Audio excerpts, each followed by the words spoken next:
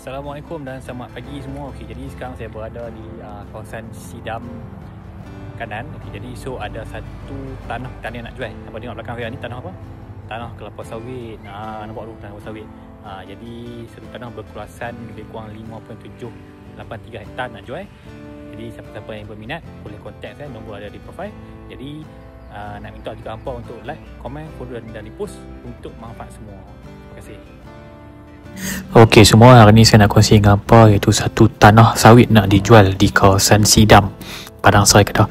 Okey, so saya share dengan apa sikit dia punya info, gerani individu, sekatan pentingan tak ada, berkeluasan 5.783 hektar, iaitu dekat-dekat 600,000 kaki persegi, freehold, kategori pertanian, syarat nyata adalah tanaman kelapa sawit dan juga boleh tanam juga dengan tanaman lain dengan makluman kepada pentadbir tanah.